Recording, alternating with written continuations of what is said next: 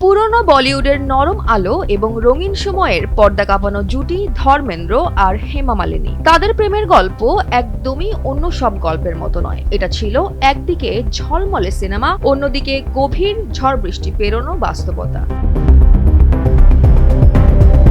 হেমা মালিনী তার আত্মজীবনী Hema Malini beyond the dream girl এ প্রথম সাক্ষাতের অভিজ্ঞতা তুলে ধরেছেন। তিনি জানান, একটি অনুষ্ঠানে মঞ্চে যাওয়ার সময় শুনেছিলেন ধর্মেন্দ্র শশী কাপুরকে পাঞ্জাবিতে বলেছেন, মেয়েটা খুব সুন্দর। তখনই তাকে পরিচয় করানো হয় রাজ কাপুরের ড্রিম গার্ল হিসেবে। দুই সুপারস্টারের সঙ্গে এক মঞ্চে দাঁড়িয়ে তিনি অস্বস্তি আর নার্ভাসনেস সামলাতে পারেননি।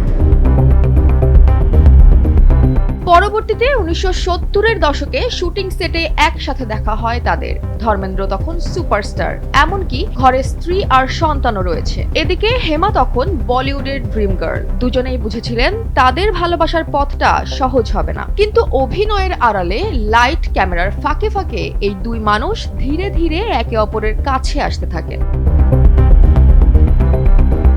সিনেমার পর্দায় যেমন ধর্মেন্দ্র হেমার জুটি দর্শকদের মুগ্ধ করেছে, তেমনি বাস্তব জীবনের সম্পর্কেও তাদের মধ্যে এক অদ্ভুত টানাপোড়েন এবং ভালোবাসার রসায়ন ছিল। কিন্তু বাধা ছিল ধর্মেন্দ্রর পরিবার, কারণ তিনি ইতিমধ্যেই বিবাহিত এবং দুই বাচ্চা সানি ও ববি দেওয়ালের বাবা। অপরদিকে ধর্মেন্দ্রর প্রথম স্ত্রী প্রকাশ কৌর বিবাহ বিচ্ছেদে রাজি ছিলেন না। এদিকে হিন্দু আইনে দ্বিতীয় বিয়ে সম্ভব নয়। আর ঠিক এখানেই শুরু হয় বলিউডের সবচেয়ে বিতর্কিত অধ্যায়। ধর্মেন্দ্র আর হেমা দুজনেই ধর্ম পরিবর্তন করে ইসলাম গ্রহণ করেন। দুজনেই নতুন নাম নেন। ধর্মেন্দ্র তার নাম পরিবর্তন করে রাখেন দিলাওয়ার খান এবং হেমাও রূপান্তরিত হন আয়েশা নামে। নতুন নাম নেওয়ার পর 1980 সালে তারা গোপনে বিয়ে করেন। কিন্তু বিয়ের খবর যতই চাপা রাখা হোক না কেন, মুম্বাইয়ের ফিল্ম সার্কিটে সেটা দাবানলের মতো ছড়িয়ে পড়ে।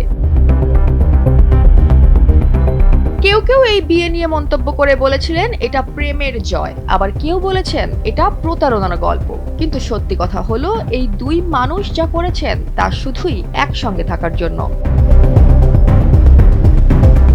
বিয়ের পরও চ্যালেঞ্জ কমেনি। ধর্মেন্দ্র দুই পরিবারেরই দায়িত্ব পালন করেছেন সমানভাবে এবং এই আচরণটা বহু দর্শকের শ্রদ্ধা কুড়িয়েছিল। হেমা মালিনী প্রথমে পরিবার থেকে দূরে মিডিয়ার তীক্ষ্ণ আলোয় অন্যরকম লড়াই করেছেন। তবুও তিনি তিক্ত হননি, বরং নিজের ক্যারিয়ার এবং মর্যাদা সবকিছুই নিজ হাতে গড়ে তুলেছেন। পরবর্তীতে ধর্মেন্দ্র ও হেমার ঘর আলোকিত করে আসে তাদের দুই মেয়ে ঈশা দেওয়ান এবং অহনা দেওয়ান। তারা আজ সফল, স্থির এবং পরিণত জীবনের মুখ দেখছেন। এদিকে আজ এত বছর পরও বলিউডের প্রেমের গল্পে ধর্মেন্দ্র হেমার নাম নিলে একটা মিশ্র অনুভূতি হয়, যেখানে মিশে আছে ভালোবাসা, বিতর্ক আর সাহসের গল্প।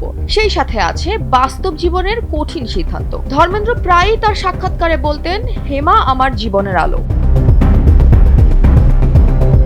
সময়ের সাথে সাথে সিনেমা বদলায়, যুগ বদলায়, কিন্তু কিছু গল্প সময়ের বুকেই রয়ে যায়। ধর্মেন্দ্র আর হেমার গল্প ঠিক তেমনই এক চিরকালীন প্রেম, যেটা বাস্তবতার রঙিন এক গল্প। জয়া হাসান, NBB।